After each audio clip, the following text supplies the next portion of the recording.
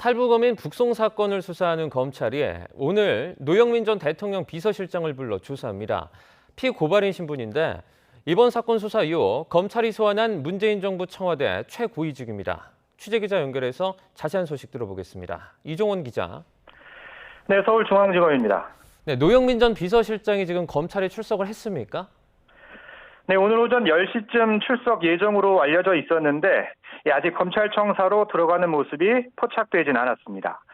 다만 출석 전에 소환 일정이 공개된 탓에 노 전 실장이 출석 일정 자체를 미룬 것 아니냐 이런 관측도 나오고 있는데요.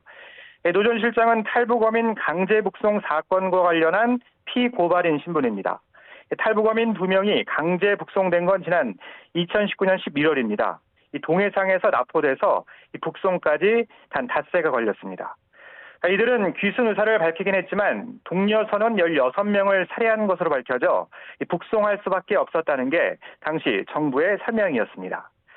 북에서의 처벌을 피하기 위해서일 뿐 귀순 의사의 진정성이 없다고 본 겁니다. 하지만 검찰은 탈북민도 우리 국민인 이상 귀순 의사에 반해 강제로 북으로 보낸 건 불법이라고 판단하고 있습니다.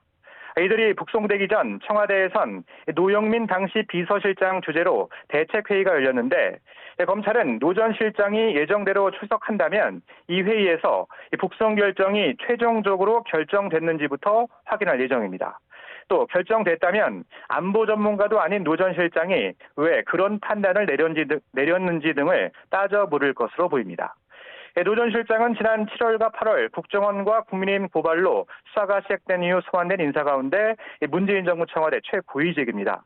지난달 20일과 21일엔 김현철 전 통일부 장관이 이틀 연속 피고발인 신분으로 조사를 받았습니다. 검찰은 노 전 실장과 함께 의사결정을 주도했을 것으로 보이는 정의용 당시 국가안보실장과 서훈 전 국정원장도 조만간 소환할 전망입니다. 지금까지 서울중앙지검에서 YTN 이종원입니다.